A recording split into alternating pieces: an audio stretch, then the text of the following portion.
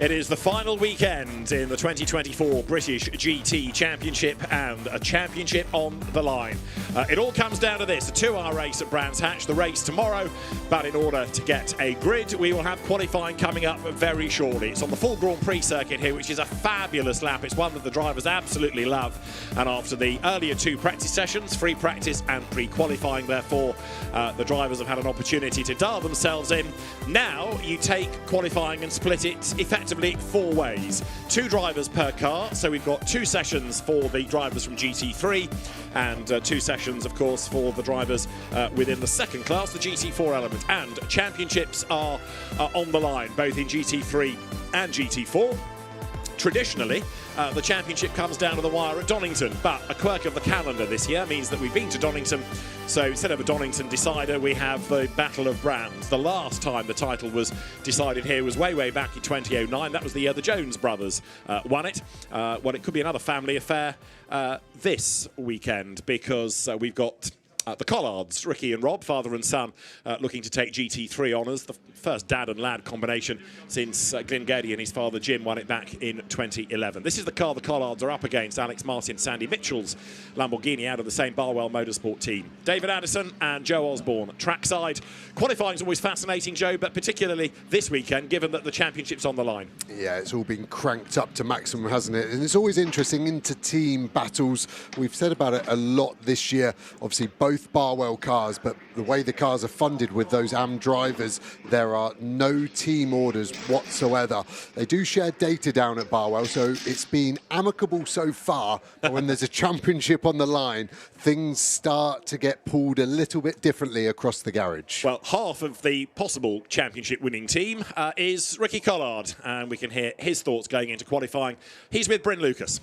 Yeah, the smile on Ricky Collard's face is as bright as ever, but it's not quite as wide as it always is. 2 wins, 2 seconds, a third. You've never finished outside the top 5. And talking to you earlier on, a top 5 is pretty much all you need. That's dangerous.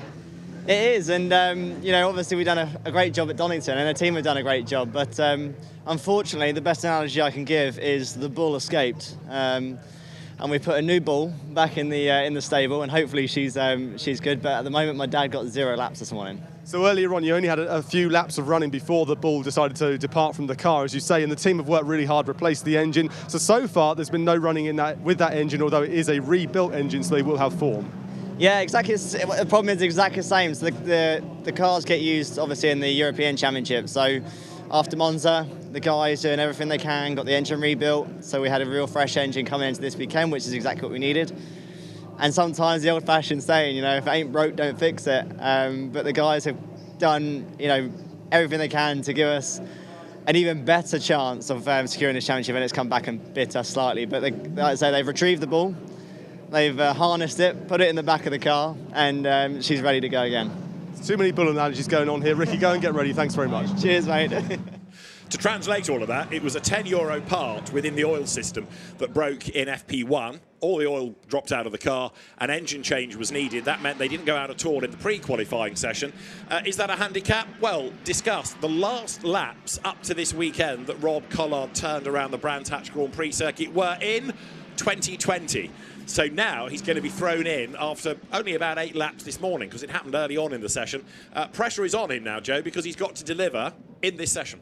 Yeah, and not only was it 4 years ago he was racing here last, testing at Brands GP is impossible. It's the hardest track in the UK to test at due to the noise issues ever since they built houses next to the track, and then those residents complained about a noisy racetrack. We're only allowed 10. Imagine. I can't believe the logic, but 10 days is all they're allowed to run on the GP loop. So none of these GT3 drivers would have tested here this year. So this is the first time a lot of them are going to get brand new tyres. You see being fitted at the moment to Martin and the 78 car. And those new tyres around here are 2.5 faster than the used tyres they were using in practice that Rob Collard wasn't even in. So he has got a mountain to climb, and I think that is why Barwell have sent him out first, to at least give him clear track and just get your foot down and off you go, Rob. Now, let's try and get the admin out of the way while the outlap is happening for the GT3 cars. The way that qualifying works is that you will, for the grid, amalgamate the times of the two drivers. So you're not just setting a good time for yourself, you need to do it for your co-driver as well. And so for a 2-hour race like this, the grid is decided by amalgamating the times of, as you look at number 63, the two collards. There are two categories in the British GT Championship. GT3, these are the faster cars. GT4, we'll see later, they are, to say more standard, rather stretches the point, but not as outlandish, if you like, as a GT3 car. There are other things, just to complicate life, like the grading of the drivers and the pit stop times. We'll worry about that tomorrow, because qualifying, by contrast, is relatively straightforward. At the moment, it's about finding clear track space, and it's about being quick. Bearing in mind, you've only got 10 minutes in which to do a time. And the time ticks down so quickly already. Only 8 minutes, 40 seconds remaining. Collard just coming into the final sector now, coming into Stirling Bend, the last left of that super cambered. You can see the cars hunkering down, running a little bit wide. That isn't what Rob would want to be doing, cleaning the tyres up, coming under the bridge into Clearways, the final corner. Pit exit, there's a few cars leaving. Kevin Say actually just leaving pit exit. May impede Rob on his first lap. Let's see. Rob would just want to be eyes forward. 8 minutes remaining, so he should get 5 flyers in, but he's got to go hard. Ricky looking nervous and pensive, I think, is his body language from that shot. Yeah, because he knows the pressure is on. They come here with the advantage. They are 24.5 points ahead, 37.5 for a win. So they're in the pound seats, and that is a car that could win the championship outright as well. It's the outsider, Sean Balfe and Adam Smalley's McLaren. As you can see, it's ground to a halt coming out of Graham Hill Bend. Sean Balfe, a previous British GT champion, at the wheel of it. He'll be given about 30 seconds or so to try to get that car restarted, like a Control-Alt-Delete. But if he doesn't fire, we're going to end up with a red flag, and he's not going to be very popular. But the bigger question mark really is, why is it ground to a halt? Oh, as we see Sasha Kakad in the gravel paddock, Clearways, I think that is, in the last corner. Yeah. He would have been setting his lap up, so he's technically gone off on his outlap. Red flag is out. The orange McLaren just getting into pit lane, did well there to not have to do another lap. Now, I'm just quickly going through the regulations. I don't know, if you cause the red flag, are you allowed to restart the session? Who caused the red flag there? That will be the interesting one, because the red wasn't out for Balfe. Was he going to restart? I think the reason he stopped, to your original question 6 or 7 minutes ago, it felt like you asked me, is I think that's probably the FIA fuel valve. So the cars are now fitted with this fuel valve where there's a drop in pressure, it drops to stop you pumping fuel onto a potential fire from a split fuel hose. And that valve, when the cars are being pumped out of fuel after pre-qualifying, hasn't been reset, I think is in the dropped position. And you tend to see the cars do 500-600 meters and then an issue. Some teams have actually fitted cables where the driver can pull it to re-release the valve, but it doesn't look like it's the case. The team will be on the radio to Sean, telling him what to do if needed, but the valve is in a difficult place to access. So be interesting to see what happens here for that potential championship leader. Now, let's have a look then as 59 McLaren is retrieved at the car coming out of the pit lane. You're on board with Sean Balfe. So if it's my theory, we may see a fuel pressure alarm on the dash. Can't see anything there. Sounds normal to me at the moment. I'll just lower my voice to make sure I'm not missing any strange noises. Just sounds like it's got absolutely nothing. The engine is actually off. I think the noise is just coming from its own coasting. Sean trying to get the car somewhere. I can't see any alarms. The dash has gone off, hasn't it? Anything flashing. I think it's just the sunlight. I think it's still there. I don't, maybe it's not the fuel valve, like I said, because normally that would trigger a fuel pressure alarm, but it's almost more worrying there was no alarms there, because it's even harder for the team to diagnose what the problem is. I thought coming out of Druid, Sean sort of had one hand off the wheel in frustration, like, oh, I've got a problem, and he knew there was something there quite early on, but yeah, it got to the foot of the hill on its own. Now, while that was going on, of course, we had Sasha Kakad, number 32 Audi, going off on cold tyres. We haven't seen how he got into the gravel at Clearways, but into the gravel at Clearways he most certainly got.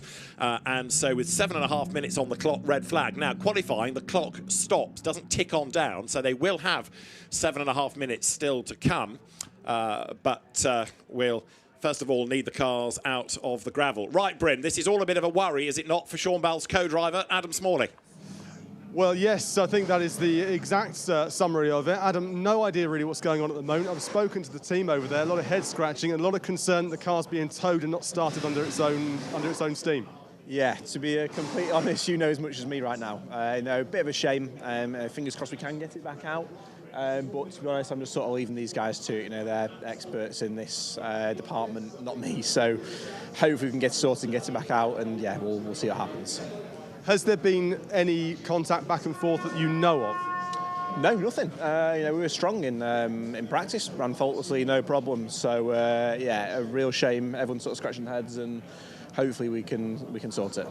When we look at the championship for you guys, I mean, it was always an outside chance for you winning. You've done a fantastic job, a stellar performance from you both being a silver pairing, really, in this silver am.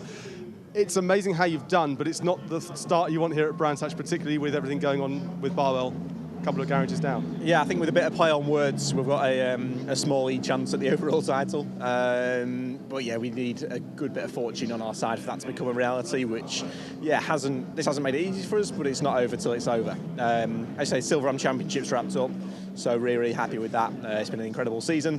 Hopefully we can end it on a high here, but yeah, it's going to be a little bit more difficult than what we first thought. Well, thanks very much for chatting to. I'll go and find out, if I can, what's been going on. Thanks, Alan. Thank you very much. Cheers. Well, the Garage 59 team swarming all over the car. It's been brought back, and they want to try and get that car out. If they can't do it for this part of the session, they want to get it out for Adam's aspect. Sean Bell staying in the car. Let's see what they do, Joe. Yeah, the mechanic going in there, that, I know I've said about a lot, that fuel valve, that is where the fuel valve is located. Right. Telling they weren't taking the engine cover off or going into the front where the battery is in that McLaren. And actually Barwell doing some work, maybe more of an install check, obviously fresh motor in that car.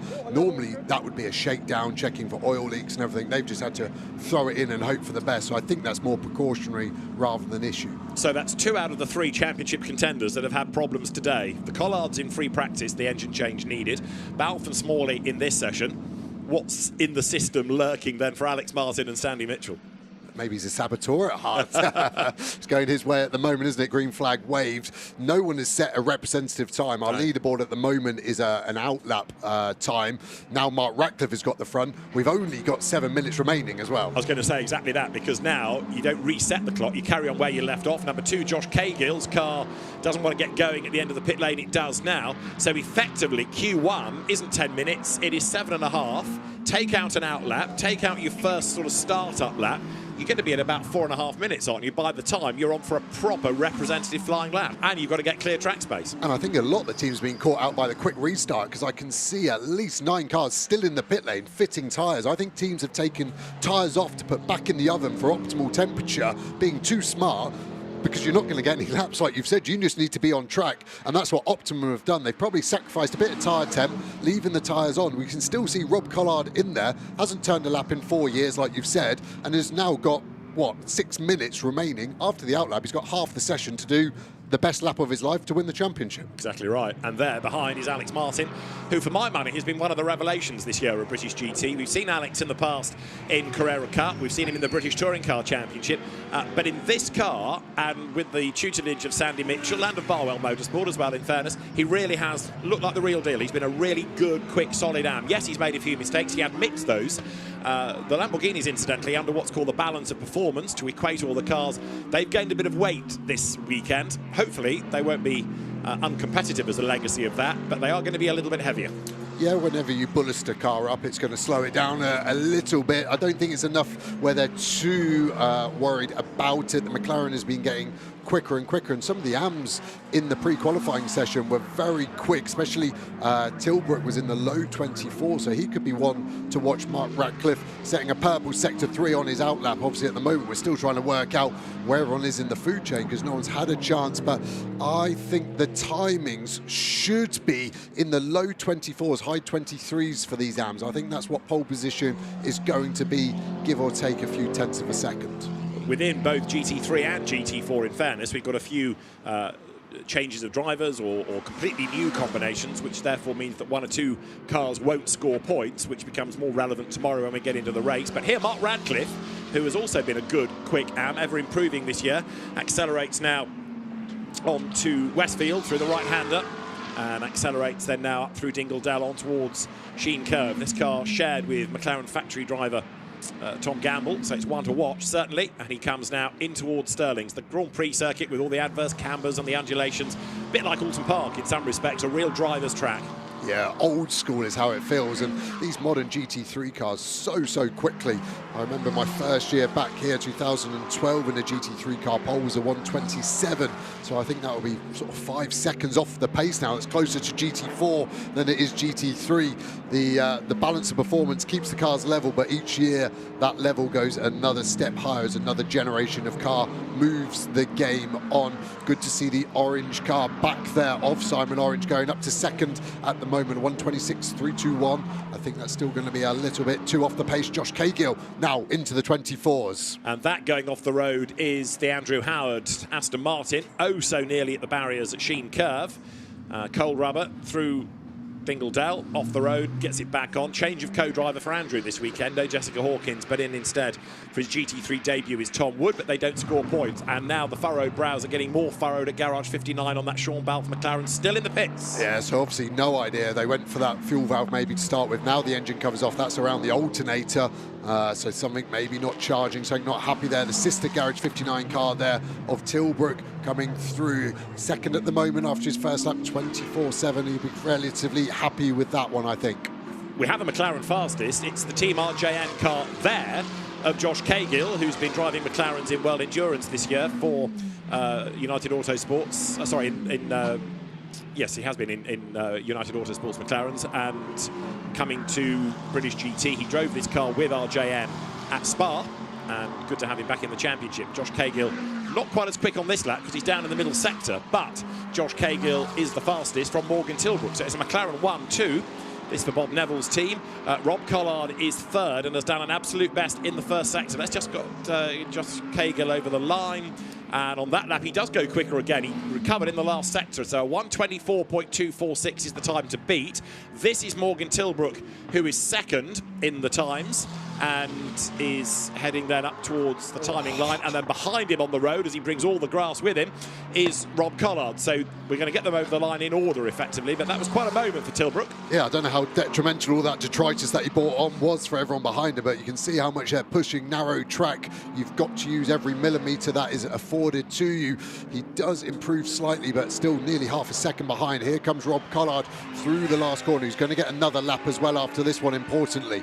So green is good, purple is really good because that's better than anybody. Green is a personal best in the sector, and the lap for Rob Collard is second fastest then, 0.165 of a second down from Josh Cahill. Now, this doesn't determine the grid, remember. You've got to take this time and add it to the co-driver's time in the next session.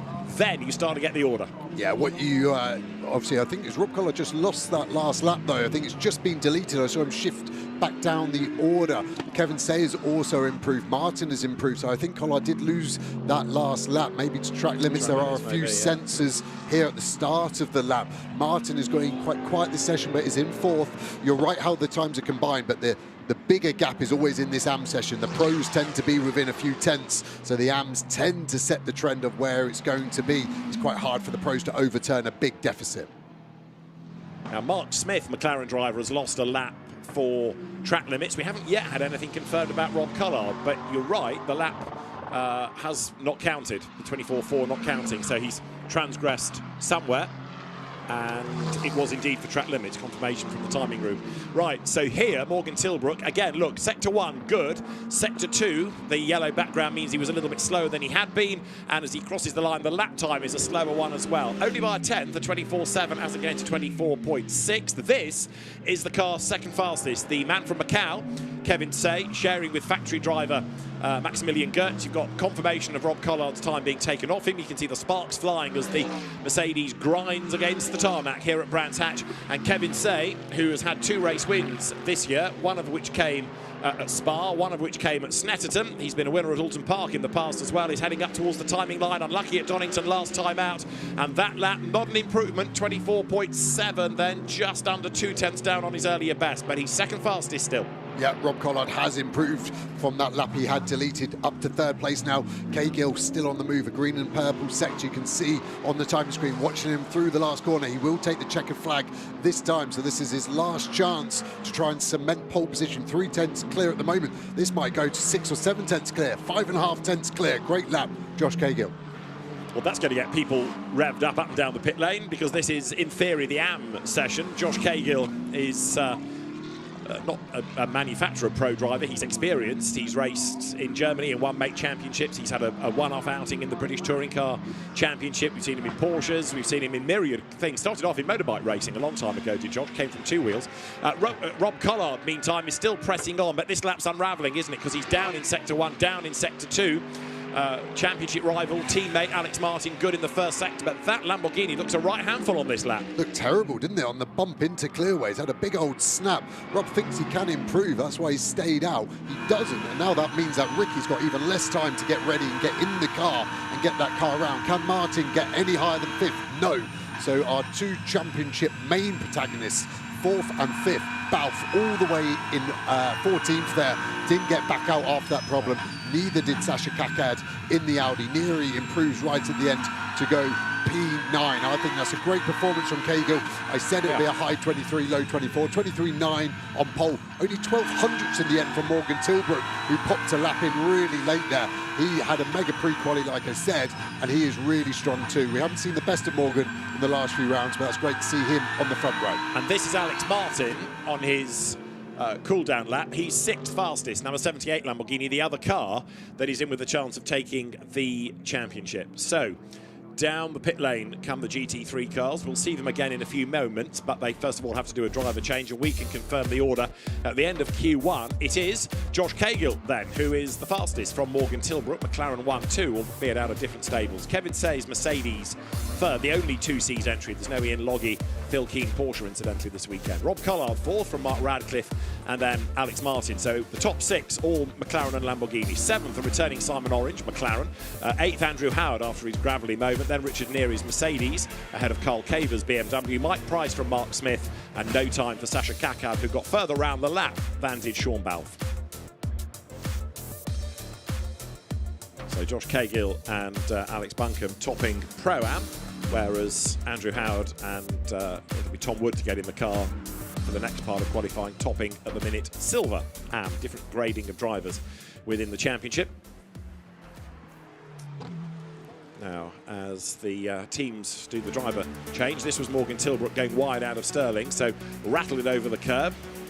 The car sits down the other side of the curbing itself, bit of a trench dug there. It then bounces, it gets onto the grass. In fairness, quite a bit of grass was already on the road. Look up the road ahead of him. He then added to that as the world's most expensive Flymo heads back on track. It's a great slow-mo, and you see the diffuser, how it works. And back in my day, that curb used to be a lot higher, and if you ran it like that, the car would bottom out and spit you in the wall on the left. So more of an FIA-style exit curb is letting the drivers use and abuse the grass there quite nicely. And also, of course, Brands Hatch, a very busy motorbike circuit these days, so the curbs have to be safe for bikers. Rob Collard explaining to Ricky where the car might not be as stable as he likes it, but Ricky's got the message. Yeah, I think we had some proper racing driver language there, and I think the adjectives were quite strong, just saying quite how bad that car was. Right, let's quickly head down to the pit lane. Let's rejoin Bren. Well, it's a non-point scoring team because of the way they've entered into the championship, but Josh, what a great way to start here at Brands Hatch. Yeah, I really enjoyed that. I think we've had a good day, really. Sort of been there or thereabouts pace-wise. Didn't really get a chance to show it before with the traffic, but yeah, strung a lap together, and yeah, the car's good. It was quite a lap though, wasn't it, when you look at the pace you had? Yeah, to be fair, I sort of pushed on as hard as I could around the back section and sort of found a bit of time, but yeah, we've been there all day, we just haven't had a chance to show it, so. Set it up nicely, well done. Yeah, thank you. Cheers. So welcome to British GT, Josh Cahill. Good effort that, most definitely. And already the green flag is being shown now to get Q2 underway. So we've got two elements to look at here. One is this 10-minute stanza in isolation. The other element is how the aggregated times are doing, because you could be fastest in Q2 but not on pole position, depending on what your co-driver did in the first part of qualifying. So everybody goes pouring out on track. Well, I'll tell you a lie. There are still a few stragglers, and we still don't have that Garage 59 Balfe Smalley McLaren heading out on circuit. So because of the 5-minute break between sessions, if you've got a problem, it really does. It's like a double whammy. You miss Q1, you can't even get out for Q2. There's not enough time to work on the car in between. Yeah, and they are trying to fix it, but the sad reality is even if Smalley gets out and puts it on pole, they're still going to be second last at best, because there was no times at all. We are hearing from the pit lane, it's a crank sensor on the car, so that would have just basically generated a big misfire, and then the engine would have gone, no thank you, I'm turning off. It is a 10-15 minute fix if you can get to it easily enough. The problem is there's so many sensors and so many cables inside that engine bay. If it isn't routed by itself, the teams will be having to clear a path to get that one sensor out of the engine bay, and that looks like what they're having to do there, lying on top to try and get clear of that naughty crank sensor. Interesting, given how many people are working on the car, that they're doing it on the pit apron, not in a garage, which you might have thought would have been a better bet. Lewis Plato getting a bit of a wobble on, going through Paddock Hill Bend here in the BMW. Still looks like an enormous car, the BMW, but it's been a very rapid one all season. He's taken it over from Carl Cavers. Lewis Plato, we've seen in British GT as well as Carrera Cup and Radicals on and off over the years, and somebody else that perhaps flies under the radar a little bit. He's quick, but doesn't perhaps get the credit he deserves. Yeah, and obviously this car and this team won the championship last year, so a car we know can be quick around British circuits. The unfortunate thing there for Plato is the big snap, not only scary at Paddock Hill, actually forced him on the track limit sensor, I think, on the exit as well, so I think this lap will be null and void after one corner of it, but he'll still push on in the vain hope, as all drivers do, that I didn't get caught, I was innocent, even though the sensor takes a picture automatically and sends it. There's Tom Wood in the 97 Beach team, new entry into it, taking over Jessica Hawkins's seat. Like you said, he's been really quick in the morning sessions in practice. Let's see if he can convert that in this session. The only Aston Martin this weekend, Blackthorn, not here with either of their cars. Some other commitments, meaning they're not here. Shame, as they had been getting quicker and quicker, obviously robbed of a podium at Spa with the engine issue for Johnny Adam, and they were much quicker at Donington at the last round as well. I thought Plato breaks the beam, first lap 24.1, so actually 2/10 slower at the moment than the AM pole.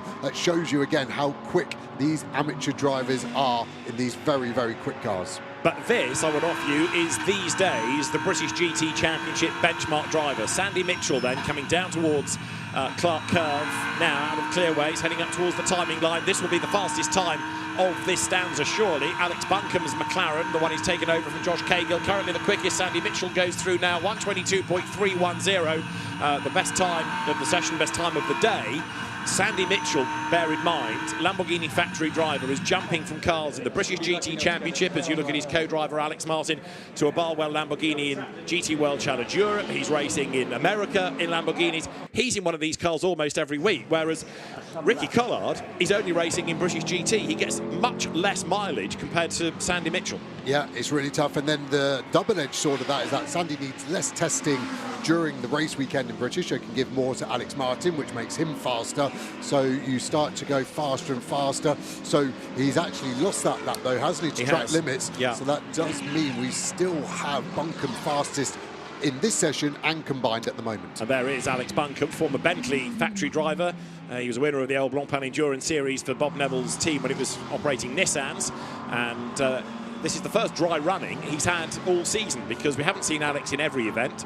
Silverstone was one that was wet, Donington was another which was wet, and here he is in the dry. And now you're starting to see why he was so highly rated by Bob Neville's Nissan squad, by the Bentley team for whom he drove for a season before the factory programme was closed down. He's slower on this lap. Sam Neary doing absolute best in number 8 Mercedes. Alex Bunkum goes through. Brother races, and indeed he's a Le Mans class winner. Chris, father, Jonathan Bunkum, used to race in the halcyon days of Super Saloons and the British Saloon Car Championship with Vince Woodman in Ford Capris. As Sam Neary gets it all wrong at Sheen Curve and goes out wide over the grass. And to finish the Bunkum point, grandfather John was the one that started it all in the family. Right, Sam Neary is just, I'm afraid to say, wasted a gun lap there by having a big lose at Sheen Curve, hasn't he? Yeah, purple sector followed by a green sector because of the grass, unfortunately, not the speed. As we go to another green, Mercedes, the bump here into clearways, it's got really bad. The resurfacing done on the GP coming back to the Indy looks wild, and a lot of the cars now bucking over it. The driver's almost using it to flick the car in. Mitchell has improved that lap anyway that he got disallowed, 22.1, as we see Clutton coming through third in this session. He is now second overall, so McLaren first and second on the combined times. Clutton finding a bit of time. Be interesting to see if he can do any more there, because he is less than the 10th off combined pole position. We see the afters of Sam Neary getting back on track, then cleaning his tyres up, going into the next flyer. So he should be fine to start that lap, no issue. But it is tight on the combined times. There's Josh Cahill looking on. He can see his car At the top on the aggregate, you've got the aggregate on the screen, but the fastest time is Sandy Mitchell's once again, 1:22.196 from Alex Buncombe, and then Marcus Clutton, who's taken over the Morgan Tilbrook number 77 McLaren, third fastest. Over the last 3 years, we've had BMW, McLaren and Lamborghini winning in GT3, so there's no one obvious brand here. This is Maximilian Gertz, the Mercedes factory driver, who's also had a moment on this lap. He will break the beam now to go through, and this was the moment, and that was at Sheen Curve as well. He went and did a Neary and a Howard by getting it all wrong and wild. Maximilian Gertz would have raced on the Grand Prix circuit in GT World Challenge Europe, but in super slow-mo, you see just how much of an impact it has going across the grass and through the gravel, how much the car bounces and butts, how many stones are thrown into the air, and how much muck is dragged back onto the racetrack. Yeah, and if you've never driven around here or even spectated at Dingledale into Sheen, the rise is so steep. The apex is just a blind spot as we go on board into the section. Yes, we're blocked a bit by there, but the apex just appears, and if you're a little bit wide, that's for the grass area on the left where all these cars keep running. And Palmer, Jonathan Palmer, circuit owner, has put some bollards on the apex to stop the drivers launching over and cutting it, which has made it even trickier in the last couple of years. So these drivers are having to work hard, and I think they're working harder because the tyres have dropped off quickly. If you look at all the sectors on your timing, they're all yellows, aren't they? There's only a few splatterings of greens. I think the tyres have dropped off now, and drivers are struggling to improve, so they're having to overdrive to try and improve their time, which doesn't really work in these modern GT3. Once the tyre drops, you just haven't got the purchase, you haven't got the entry from the front tyre, and then on exit, the rear just lights up and you don't get traction, and then suddenly you're sailing off the track, and we've only got 2 minutes left anyway. And we've now had around here the best ever lap set in a qualifying session by Sandy Mitchell, a 1:22.1. Way better than a 22.9 that was the fastest ever lap. You can't have a lap record in qualifying, there's no such thing. Lap records only come in races, but a best qualifying lap, for want of a better phrase, has now been somewhat obliterated by Sandy Mitchell. Proof that GT3 moves on year on year.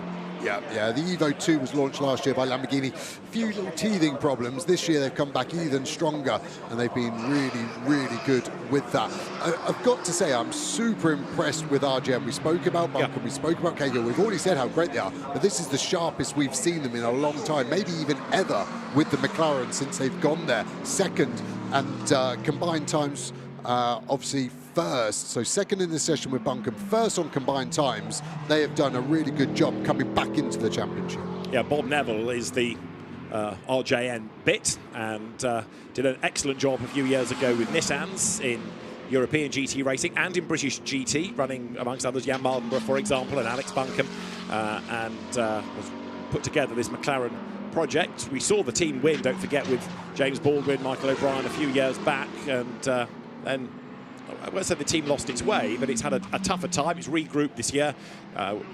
So nearly won its class in the Spa 24 Hours, deserved to win its class in the Spa 24 Hours, and looks as though pole position will be where the car starts tomorrow. And Josh Cahill's efforts, plus those of Alex Buncombe, have made that car absolutely fly. The checkered flag is imminent. We've got 18 seconds of the session to go, but it's job done for Alex Buncombe, who is another driver, dare one say, who doesn't get the recognition he deserves. He's not the most demonstrative of characters, but put him in a race car and boy is he quick.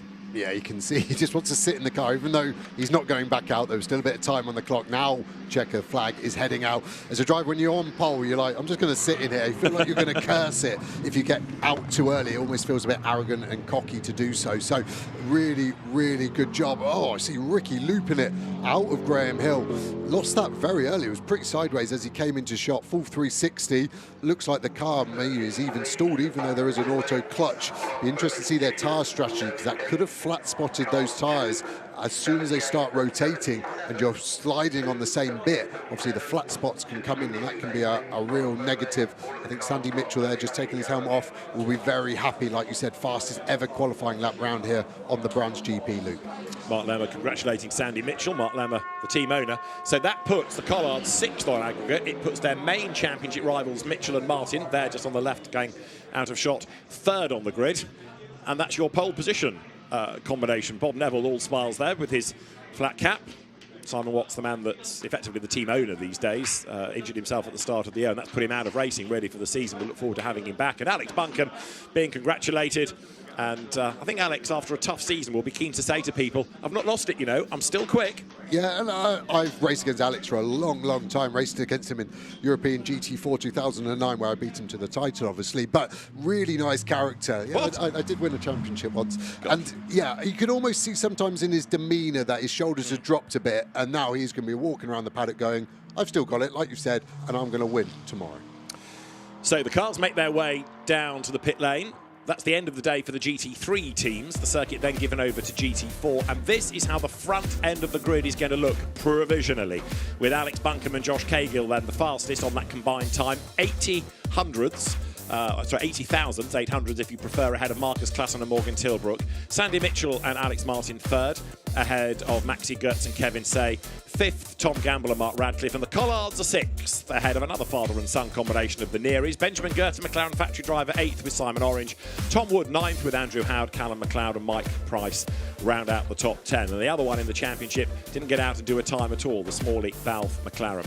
Right then, welcome back to British GT, Alex Buncombe. Fastest, a delighted pole position holder, no doubt. Alex Buncombe is with Bryn. Well, a big round of applause, big cheer went up in the garage there, Alex, when you went across the line there. The work was done, though, in the first stint with your teammate Josh. Yeah, absolutely. I mean, this is, been a long time coming, really, for myself and the team. We've really sort of stepped it up. I don't know why. The car just feels really good here. We've always been, mid pack, really. Team have been learning a lot about the car, as I have. And it's been a really hard car to get to grips with, but I don't know, something's just changed since Spa.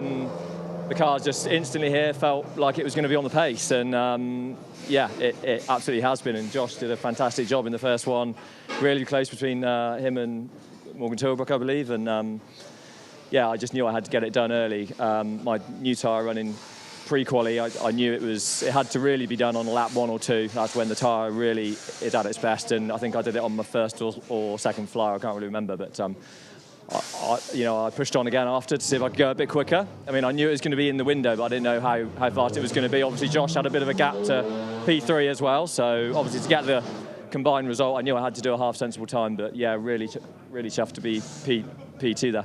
Josh can show that tomorrow. It bodes well for you both, but well done. You should rest easy tonight. Yeah, absolutely. Yeah, no, it's been a great day. I've just, all I wanted this year is just a stint in the car in the dry, which I've not had all season. It's been really weird. Autumn was wet. Same as Donington, we've missed a couple of rounds, and it's going to be nice to get a full sort of stint under the belt. So let's look forward to tomorrow. Big tick, well done.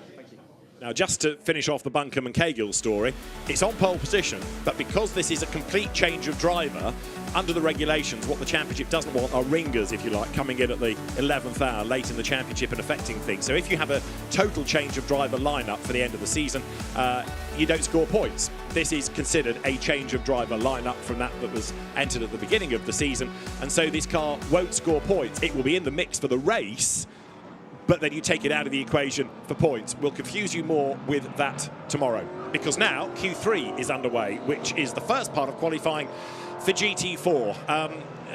In a nutshell, what's the difference between a GT4 car and a GT3 car then? Everything.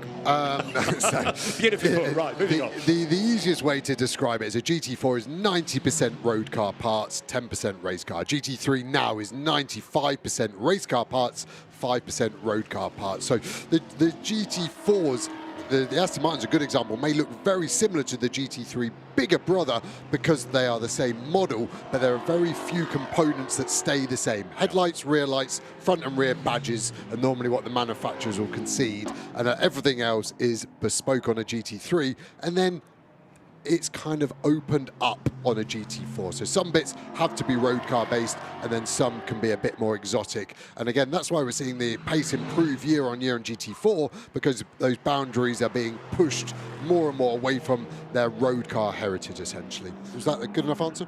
You lost me after everything. But yeah, I think that probably fitted the bill. It filled a lap anyway, so thank you, Joe. Right, so GT4, they might be slower, they might be slightly more standard. Do not think the racing is not as intense, because we've had some really good battles in GT4 over the course of the season. It's your kind of entry-level GT category. Yes, the cars are a little bit cheaper to run, But, of course, they will still have to do the mandatory stops. You've still got the driver changes. There'll be task changes as well. And an ultra-competitive season it has been. And this car has been a winner, but only once, back at Alton Park at the start of the season. It is the car of Jamie Day and Mikey Porter, the Aston Martin, that turns its way now onto the Grand Prix loop, and GT4 is up for grabs as well. We talked about the GT3 situation where you've got 3 in the running. This is the car that leads in GT4, and there are 4 combinations that could come away as the GT4 championship winning squad. Yeah, and it feels like all 4 of those combinations have been at their sort of strongest at different points of the year, and it's ebbed and flowed. I do think the Porter and Day car have probably been the most consistent. It's surprising they've only won one race as he clears that. That was the bollard. I was annoyed at Palmer for fitting to his circuit, and I think Mikey Porter has found quite a good solution there. The problem is he actually opens it up for everyone, so everyone behind will see it this lap and then next lap be able to attack it, but he really committed to it very early, so I wouldn't be surprised if his sector 2 stays purple for another lap or 2 while everyone else discovers that is now a slightly easier corner to take at the top of Dingledown. Yeah, he didn't just remove it, savaged it, didn't he? Got the bollard out of the way. Right, so Mikey Porter then does the gun time, 1:31.221. They're going to be slower than GT3, but it's their own private battle in the sense that we're looking at. As you see, Will Moore in number 62 Ford Mustang here, and the first sector now topped by Aston Miller in the Ginetta number 56. We'll get to him in a moment, as here comes Will Moore up towards the line in the Grunt and Go Ford Mustang. They look good, they sound fantastic. He's going across the line. I'm interested to see where they are. I think this is one of the circuits that doesn't suit the Mustang quite as much. It does suit this Ginetta though. Aston Miller, they're all loving that bit of mud, aren't they, on the exit of Stirling. It's quite compact, looks quite clay, so I'd imagine there's actually a good grip level from it coming in through the last corner. 2 purples so far, so we expect him to go to the top. What can he do? This should be a mid to low 1:30, which would be super competitive. He crosses the line, low 1:30. Amazing lap as we now flick to Jack Brown, who is another driver in the hunt for the championship, and he goes way wide, and the sparks fly coming out of Stirling's. He's got the Audi just up the road ahead of him of Tim Docker that will get out of the way. Jack Brown with Zach Meakin second. They are 3.5 points back from Porter and Day's Aston Martin coming into this. Aston Miller with purples across all of the sectors. Jack Brown's going to be green across all the sectors on his first flying lap, and that will put him second fastest then, 9/10 down, so there's more time to find in the McLaren. I would hope so, because at the moment Aston Miller nearly has a second to himself in the lead. That's a big gap as you go on board with Jack Brown into Druids, into a hairpin, all the way down the gears, 3rd gear. I think they'll be in here in the Artura McLaren. Bit of oversteer on exit, can hear the exit curve into Graham Hill, open the corner up. A little sort of narrow in. I would expect the drivers to be using the green curb on entry. Down the back straight here on the brakes. Problem is the corner goes left so early, but you need to open it up as we go to a car just behind on track. That's Dawson in the 31 Team Park Mercedes, another championship contender. They've been really strong, and obviously they're a Pro-Am pairing as well, so a different pit stop time for them tomorrow in the race. Yeah, they are another combination that could win GT4 outright. Seb Morris, the driver from North Wales, he's been a GT3 champion, and he will be the second driver, were he to win GT4, to do both. The other being a former co-driver of his, Rick Parfitt, a few years back. So Charles Dawson has been mighty impressive. He had a few outings in GT4 European Series last year, had a nasty off at Barcelona, for example, but this year he's looked the real deal as a very good AM+.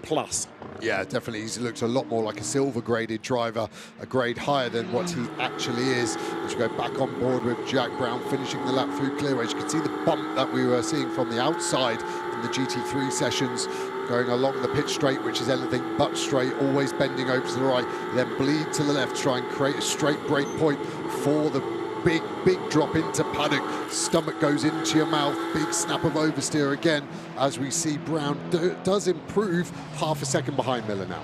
Charles Dawson up to 4th as well. And we haven't yet had any notifications on the timing screen of laps being taken away, so they're behaving at the minute.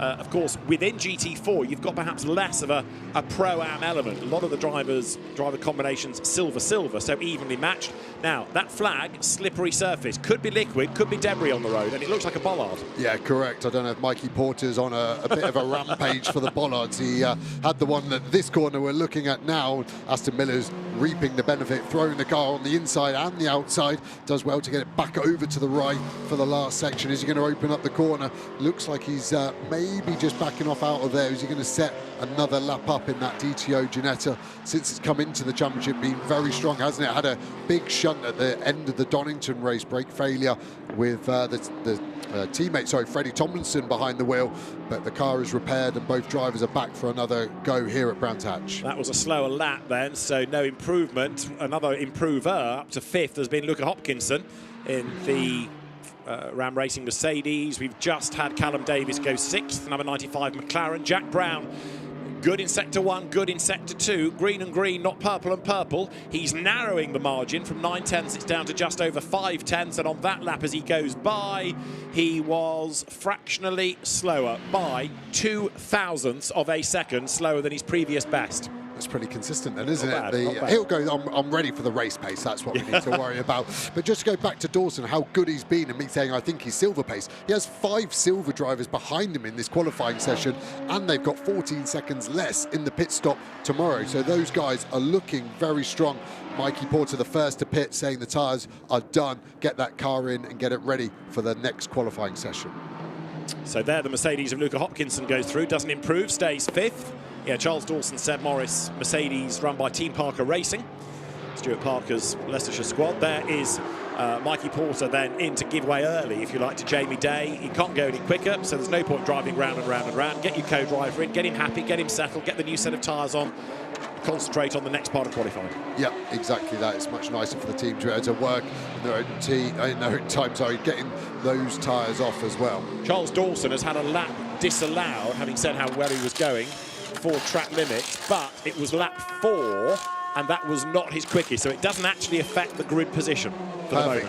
That's perfect, and maybe the tyres have dropped off performance-wise, so he's given it everything, making sure he's left nothing on the table. We do see Jack Brown on a lap here, amazingly late on lap 4. Normally the tyre is dropped on that McLaren, the car that probably uses its tyres the most. What can he do? P1 by just under a 10th. Mega, and everyone behind him is in the pits. Huge slide through paddock as well, almost a celebration drift. Well done, Jack Brown. So he's done it by 75 thousandths of a second. Really good effort that by Jack Brown, as Joe rightly says. He's left it late, but that puts the McLaren up there at the pointy end, and they are fighting not just for a race win but a championship win this weekend. And Jack has been the perennial bridesmaid. They came close last year, and then it all sort of unravelled in the last 2 or 3 races of the season. Luca Hopkinson goes by, and we've got just 15 seconds now on the clock, so the flag is imminent, although in fairness quite a few teams bailing early, heading for the pit lane. They'll have the information on the dash. If they're not going to improve, there is no point taking life out of the tyres. Equally, you might go off the racetrack, as evinced by the Ginetta there of Colin White, the former National Hot Rod World Champion and multiple National Hot Rod title winner, and this is how he did it. Whoa, blimey, that was very rapid to exit stage left, wasn't it? Irrepressible is Colin White, coming back after a scary moment at Thruxton a couple of years ago, but that is quite a ride as he goes out through the gravel. It's a proper Code Brown moment, that. Look at his hands working through the windscreen. Great gloves. I can see his left hand up there correcting it. He came into shot so wrong. I'd love to see the entry. There's the Toyota behind him. I don't know if they were involved. I don't think they were, but that was full commitment. That was full send. I don't know if he dropped a wheel on entry because it came in backwards, went through sideways and came out forwards. It had everything, that corner, and fair play for Colin White keeping out the barriers. I like the gold mirrors as well. In his National Hot Rod days, world champions carried the gold roof, so he's sort of just reminding people how good he is with the gold mirrors. Right, so congratulations for Jack Brown, fastest, but now the team has to concentrate on Zach Meakin. They can't celebrate yet because we've got to add the time of the incoming driver before we can fully know the grid. Colin White's heart, I can still hear pounding as he makes his way down towards the pit lane, because that was quite a moment over at Sheen Curve. I assume you said heart, sorry, I just misheard that for a second. But yeah, I think the car will be undamaged. The team may want to try and get some of the gravel out as they take the wheels off. They'll be checking there. That's the main problem with the gravel in a race car, is that when it gets between the brake caliper and the wheel, it can really grind between and cause an issue. As we see the Mustang also coming to the pit lane, making a very nice noise. Yeah, quite a moment from Colin White. The woman putting a washing out at 22 The Elms got a bit concerned as well as he got closer to the barriers. So everyone now makes their way down the pit lane, and the drivers will switch ready for effectively Q4, but Q2 as far as the GT4 teams are concerned. So you've got McLaren from Ginetta, from Aston Martin, from 2 Mercedes and another McLaren. This is how they are in terms of the drivers. Jack Brown quickest from Aston Miller, and then Mikey Porter. Charles Dawson 4th from Luca Hopkinson, and then Callum Davis. It's Mark Warren 7th. He's another one in contention for the championship. The better of the 2 Mustangs 8th. Marco Signoretti ahead of Will Moore, and newcomer to GT racing in the British Championship, although he did drive in a Creventic 6R race at the start of the year. Benjamin Tusting, or Ben Tusting, historic racer. He rounds out the top 10. So, Jack Brown is the fastest by 75 thousandths of a second. He's not normally somebody to give much away in terms of emotion. Let's see whether he's smiling. Let's see how demonstrative he is. He's with Bryn. I'm looking at him right now. He's fairly happy, Jack, for you. This is a big beaming smile. It was very tight, and to do it on the last lap, that's the way to go, isn't it? Yeah, no, that qualifying session was very tricky for me. I couldn't quite put it all together. I don't know if the tyres were in or not properly, but that last lap was pretty good from my front. Put it all together.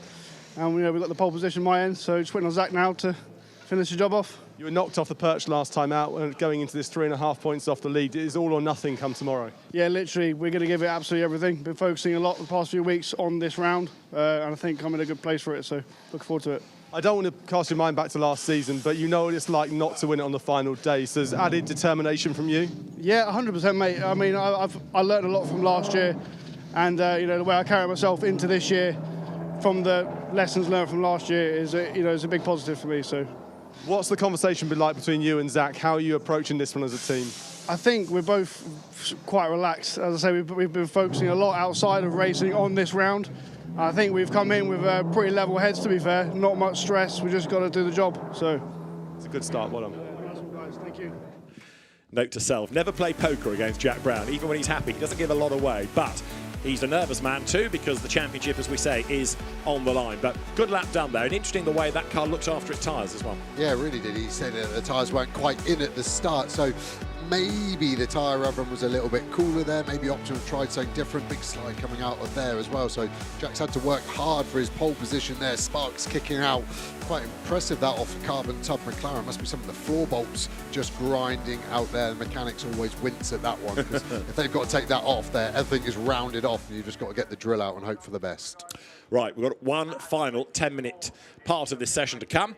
It is for the second driver of the GT4 cars, and we're almost ready to go. Zach Meakin then takes over the car that's currently the fastest within GT4, and over the last 3 seasons, just to show the variety of winners. We talked about GT3, so we've had in GT4, Ford, Aston Martin, BMW victorious over the last 3 years. Not McLaren though, so could this be a McLaren season to buck that trend, finally give them a maiden category win around the Grand Prix circuit in GT4 over these last few seasons. So the team good to release the car on instruction from the race director Peter Daly, who once he's happy will give the lights to green, and away they go down the pit road, including the Lotus. We've not really touched on the Lotuses yet, but the Mahiki Racing cars are on track there. Number 61 ventures out. The Mustang now in the hands of Eric Evans, who had an off in FP1, did a bit of rear damage, and everybody wanting track position. So there, Matt Cowley in the green Mercedes being held up a little bit by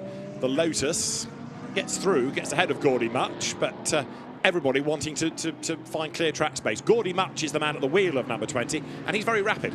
Really rapid, but hadn't done much around Brands GP, never driven a lap around the track until this morning, so has got up to speed quickly, had a good couple of practice sessions. The Mahiki team working on this Lotus more and more, actually drove this car a few months back and just helping on a better setup, which is obviously why they're so much faster now since I've driven it. Also doing the European GT4 Championship as well as a dual program, so they're really learning about this car. However, there's a big group of cars, isn't there? You've got 2 cars in front of Cowley as well. Looks like the 7 car trying to find his space. Cowley really on the aggressive, has done really well to get that, but hasn't got that last space, and now in this final part of the lap needs to find some space, but it does look like Day is just going to concede. I'm surprised at that. Yeah, because everybody wants the maximum track space. I was about to suggest the last thing Matt Cowley needs is to get wound up now by not having the track space, because that was looking a bit aggressive. Yeah, but forceful, I think. He was putting the car in the mirror, just saying, I'm here, I'm ready to overtake.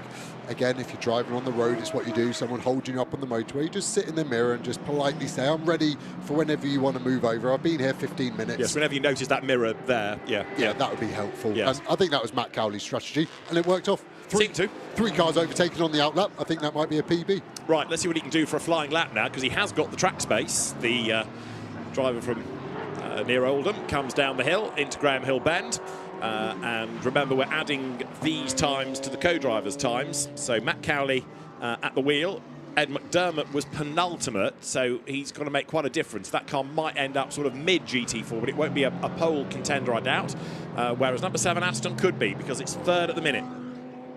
Yeah, I looked at Matt Cowley's car through that first sector. Didn't look like the rear tyre was in at all. And you can see the gap. Jamie Day has really caught him 4/10 quicker. So I think Cowley will be trying to get that car up to speed a little bit more, because the tyre at the moment isn't turned on.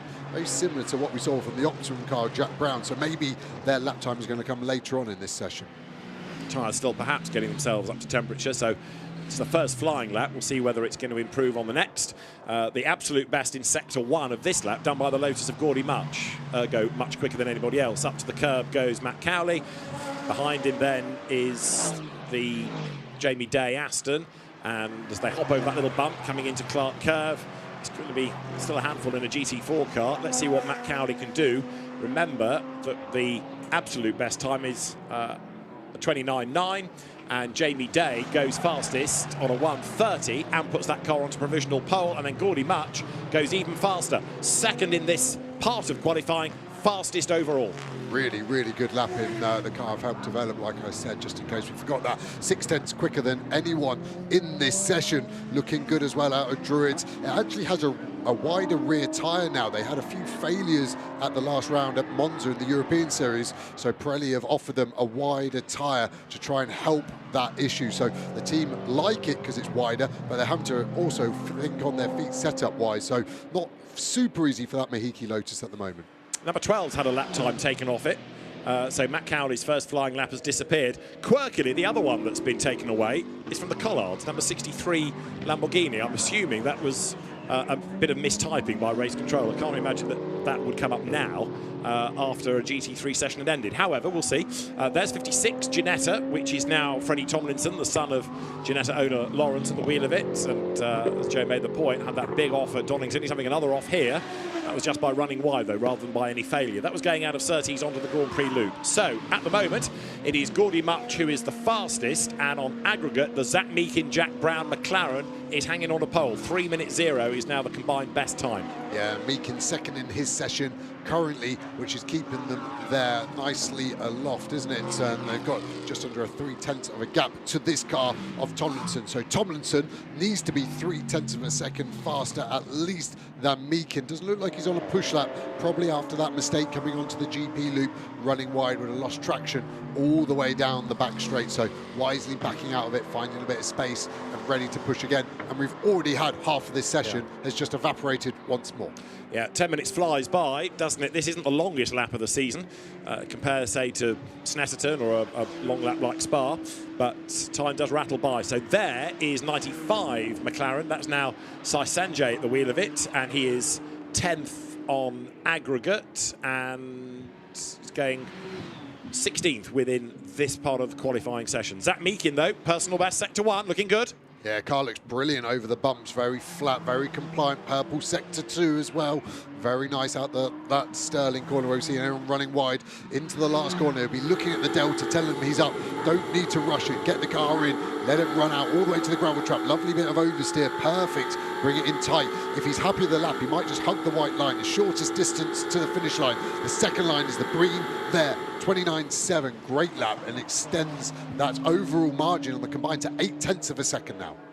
So there, number 90 McLaren then, as Joe rightly says, extends that margin on aggregate, and by 1/10, that's all, quickest within this part of qualifying, ahead of the Gordy Much Lotus. So you've got the combined order on screen, Meakin, Tomlinson, Day. So that's McLaren, Ginetta, Aston Martin. It was a good GT3 qualifying for McLaren, wasn't it? But compare and contrast the different look between a GT3 and a GT4 car. Even so, it looks like it could be a double pole for the Woking manufacturer. Freddie Tomlinson's got other ideas about this, though, in the Ginetta, the G56, coming now down towards Clark Curve. The clock with 3 minutes and change upon it. But this ain't going to be an improvement, is it? Down in Sector 1, down in Sector 2. It might be a bit more of a banker lap just in case his fastest got deleted for track limits. I'd say the Ginetta rides that bump into the last corner at Clearways the best. You can just see the body doesn't seem to go. The damping, really, really well done on that Ginetta. Ginetta has always been a great handling car. The BOP seems to have been a bit fairer to it this season, and that's why we're seeing it at the sharp end. But that, so far, of all the GT3 and GT4 cars, is the car I'd want to be sitting in. And Tomlinson's just had a lap time disallowed as well, and it is not going to affect his lap time because it wasn't a quicker lap anyway. Here, in the meantime, 95, Sai Sanjay at the wheel of the McLaren. The Race Lab entered car, heading up towards the timing line now, and looking as though he's going to be able to improve green and green and green, so that puts 4th on the combined time now for Sai Sanjay. Yeah, I think that's the best showing we've seen from Sai Sanjay, 5th in his session. As we go to Will Orton through the last corner, green sectors, what can he do? Currently down in 10th position in his session. He would expect to be much higher. Can he bring that car any higher than 8th combined? No, you can see 3:02.3 as their combined time. 2 minutes remaining, so he's got a couple of laps if he can keep those tyres in a window. It's going to be difficult, I think, now for these cars to improve. We're not seeing many green sectors at all. What we are seeing are people in the pits. Jamie Day, 3rd fastest on aggregate, now has pitted, and that's the end of the session effectively for him. As you look at Will Orton, this is the car shared with Mark Warren that is another of those 4 fighting for the championship, but is the outsider, 4th. Now, Seb Morris, 5th. So that's another of the contenders, number 31 Mercedes, but that's sort of only there or thereabouts, not sparkling at the moment. Yeah, Gordy Much just gone fastest in this session as well. I've just spotted in the corner of my eye. So that car now up to 7th overall. 2nd in Pro-Am. His teammate Ian Duggan did a strong job in the first part of this qualifying. So I think that is going to be a very, very happy garage if it stays like that. Orton still pushing on. Just watching the body language of the car, you're trying to guess, are they backing out of it? Will Orton definitely not. He is sending it full.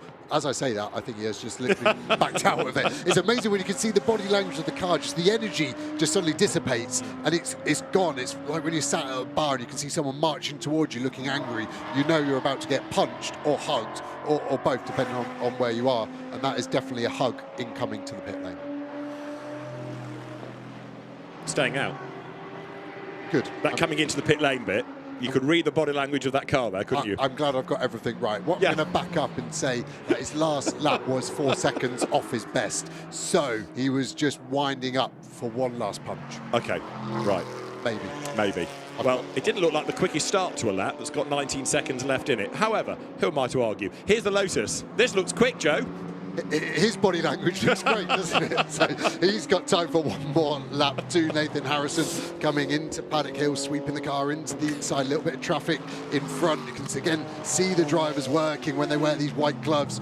You get a much better view of it. Nathan Freak in front of him in his Century BMW. A bit of a one-off. We haven't seen much driving from Nathan this year. Super fast driver, converted more to team owner than race driver in the last few years. Super successful, winning the GT3 championship last year. Zach Meekin out of the car looking pretty happy, isn't he, at the moment? Absolutely. And I would agree with him. I don't think anyone's going to beat you, even though there are cars still on a lap, potentially. Yeah. Finding a green sector is very, very difficult indeed at the moment. So, yes, those that are staying out, I think, are done. Into the pit lane to return to the troops comes the British Army back Toyota. And there, number 20, the fastest car within this part of the qualifying session of Gordy Much, and that is now 7th on aggregate. Gordy Much sharing the car with Ian Duggan. I bet he pits. What, you mean after the flag? You're getting good at this, aren't you? Yeah. I needed one. Yeah, that was Joe Osborne who died today. Yeah. So down the pit lane comes the Lotus. Qualifying done. Assuming there's nothing lurking in the system, aggregate the times, then we get a grid. So Gordy Much, the quickest from Zach Meekin and Freddie Tomlinson, but the Meekin-Brown McLaren on provisional pole by 0.8 of a second from the Ginetta. 0.8 is quite a margin. Yeah, and I think it just shows very strong. 2 silvers. There's almost nothing to pull apart from them, and both of them in the top 2 in their respective qualifying sessions. So very, very good there. I think Mark Warren will be happy with their job. They're still in that sort of championship hunt, aren't they? P8, 4th row, they can fight from there. Again, the Pro-Am's having less pit stop time, so he'll be happy. And I think it's almost hard between Warren and Charles Dawson, who's been the best AM in GT4, because they've both been so strong across the full championship. I haven't seen a big mistake from either of them. And Mark was an absolute star last year in the Porsche Sprint Challenge as well, winning outright as an AM. So cars being pushed back into garages. We'll have a look at the order in a moment as under the blue sky at Brands Hatch. Zach Meakin and Jack Brown's times together put them onto provisional pole position in GT4 ahead of Freddie Tomlinson and Aston Miller, then Jamie Day and Mikey Porter next. Fourth, Sai Sanjay and Callum Davis ahead of Seb Morris and Charles Dawson. Harry George with Luca Hopkinson sixth. Gordy Mutch was quickest in that part of the qualifying session, but allied to Ian Duggan's time seventh, ahead of Will Orton and Mark Warren. Then the two Mustangs, Matt Nichol-Jones, the team principal with Will Moore, ahead of Eric Evans and Marco Signoretti.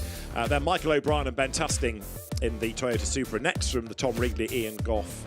McLaren next up, Tom Holland taking over from Colin White, Nathan Harrison and Stephen Lakes Lotus from Nathan Freak with Chris Salkeld. Matt Cowley and Ed McDermott's combined efforts, despite all the zealotry at the start of Q4, only 16th, and the Stellar Motorsport Audi of Jordan Albert and Tim Docker, rounding out the 17 in GT4. There is a class pole though to Seb Morris and Charles Dawson. They are the best of the Pro-Ams.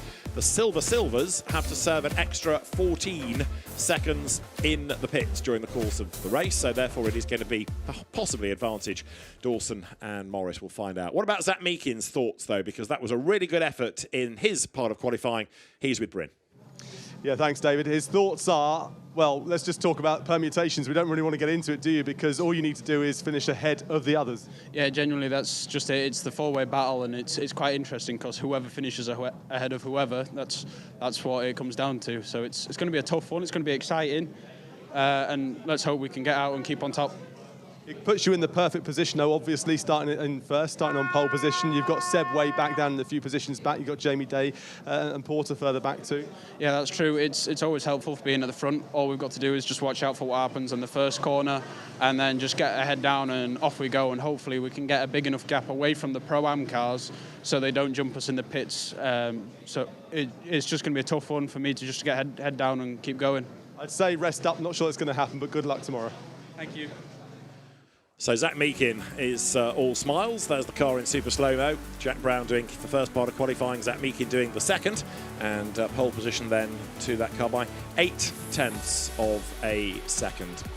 So fascinating qualifying session. We know qualifying is important around a circuit like this anyway, because it's not the widest and overtaking is not that easy. And with this being the final round and across the classes, one or two cars that aren't scoring points, the grid perhaps is going to be even more interesting, really, trying to wade through where the championship protagonists are, where the cars are around them that aren't scoring points. So there's quite a lot to unpack going into tomorrow's race, which will be run over 2 hours, don't forget, the deciding round of British GT for 2024. So let's have a look at the highlights then of qualifying, but we'll begin with all the GT3 cars having the circuit to themselves, even though that part of the session didn't last long. Sean Ball stopped just off track at Graham Hill Bend. Sasha Kakad was in the gravel at Clearways, and there was no choice but to throw a red flag. When we got back underway, Simon Orange in number 67 McLaren was quick, so also was Kevin Say, but it was ultimately the Josh Cagill McLaren that would come out on top. Rick and his father Rob Collard were busy trying to get that number 63 Lamborghini ahead of the sister car, but in the end Josh Cagill was fastest in the first part of the GT3 qualifying, and Alex Buncombe took it over and will be absolute dynamite going into the second element. Others in the second GT3 session had their dramas, like Sam Neary, who had a moment going through Sheen Curve. Sandy Mitchell was the quickest, but it was going to be number 2 McLaren of Alex Buncombe and Josh Cagill that was the fastest. McLaren's then looking good in the GT3 category, and the RJN car then taking provisional pole position. And after GT3, track was given over to GT4, where we had the Aston Martins pouring out, first of all, with Mikey Porter and Jamie Day looking quick, but it, as ever, despite dislodging cones, was Mikey Porter on a mission. So too was Aston Miller in the Ginetta, but ultimately McLaren prevailed. Jack Brown, in the first part of qualifying, took his time in a sense to get everything absolutely dialed in. Bit of a slide as he went through paddock, but he would go quickest in the first GT4 stanza, and then we got our second driver into the cars, and number 90 McLaren continued to be just as rapid. So we've got McLaren's then on pole position in both categories. 2-hour race tomorrow, which will start at 1:30. We'll be on a little bit before that. Join us for the championship showdown tomorrow.